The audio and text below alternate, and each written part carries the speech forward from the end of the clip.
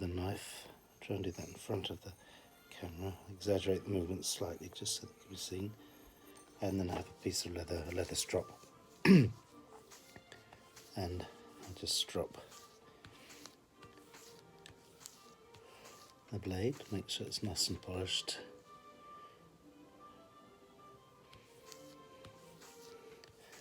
And at last, just pull the blade flat against the stone. Gets rid of any burrs. And then my turn-in is going to be 1.5 centimetres. And so I'll make a first tentative cut here. Move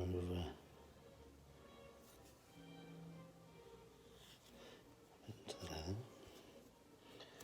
Trying to do this without having my hand in front of the camera. It's a little bit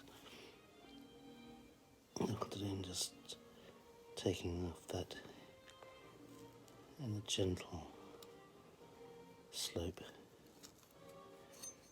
So thinning that right down.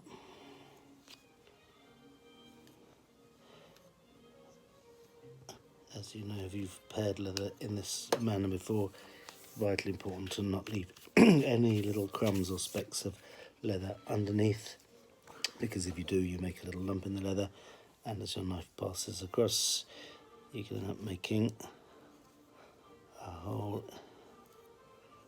in your leather. And then a second cut near my line. I'm going to just cut along my pen line there, which is 1.5 centimetres in, just to make a little fine hairline nick, and that will guide my paring knife.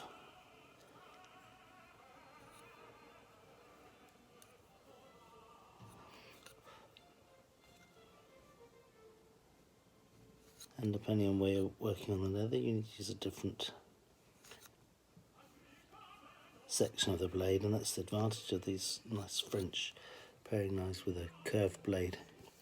Got so many different angles you can use. It's a bit harder working back in the other direction. I need to go to near the edge of the stone, but I don't think it will be so visible.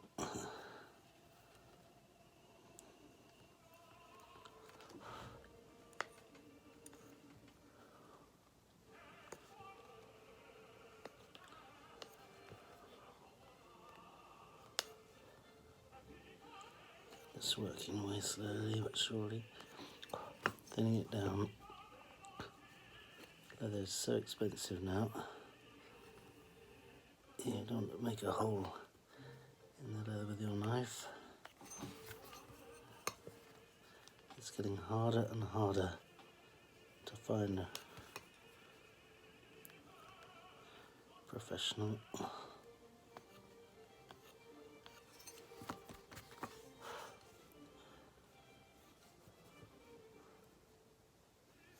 Paring service in Paris, where I live. Several workshops have closed down in the last 2 years, so I can now get the leather thinned, but not finely pared. So it's a question of finishing all by hand. And there it is.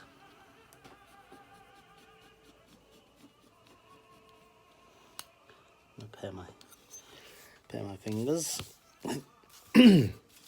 So, the question was being careful. You can't see because with the camera, but what I'm doing is I'm pulling the leather taut so it doesn't buckle up as I run over with a knife. Nearly there, I think.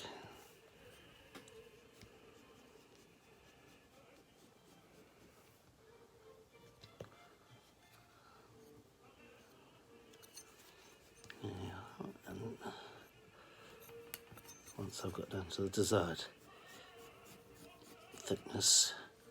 Question of just going over it, making sure there are no bumps, because even though it looks smooth to the eye, once you start moistening that leather with paste to glue it, any slight unevenness will show on the flesh side of the leather. Okay, nearly there. That side down.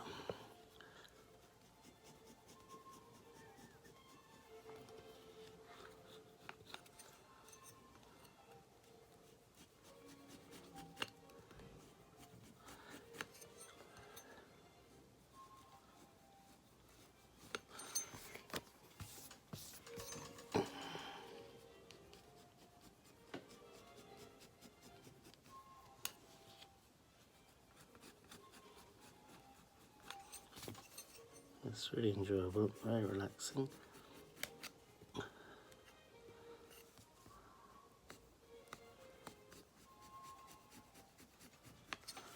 But not a job to do if you're feeling hassled, harassed or stressed, just because it takes a bit of time and concentration.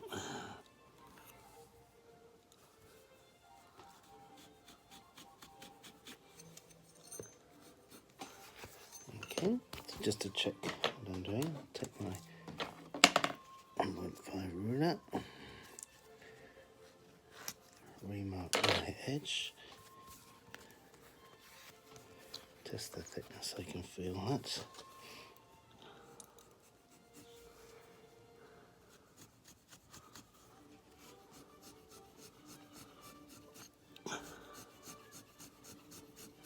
Go along again.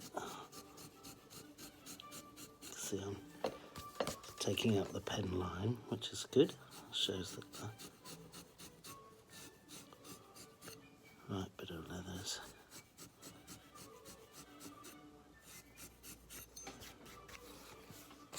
disappearing. Same thing. Oh.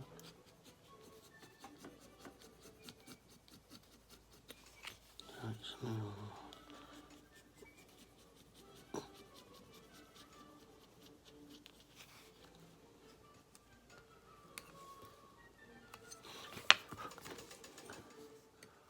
ridge there. That's got to go.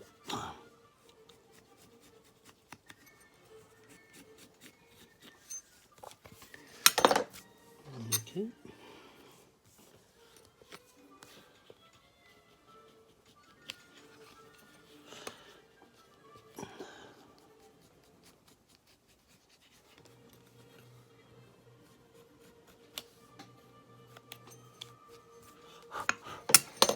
And I can test it by folding it over, turning my leather over and running my finger over it. If I can feel the edge, it's not quite thin enough yet.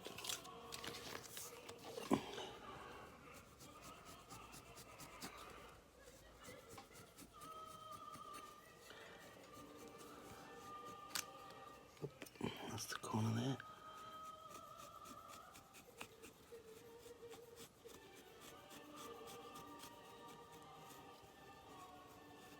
Then I think,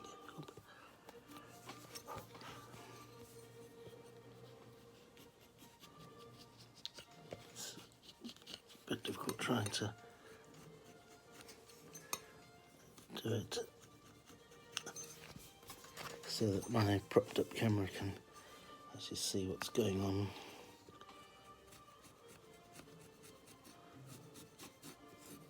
And of course, everyone has different methods. People have their own different favoured ways of holding the knife, using the knife, moving the leather around, working safely.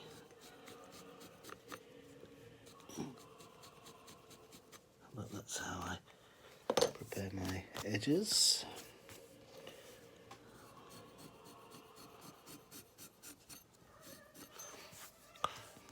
If you can't get your leather satisfactorily smooth you can run over it with a bit of sandpaper to finally smooth it down. That's the thing I generally do, but can be done. Redraw my square.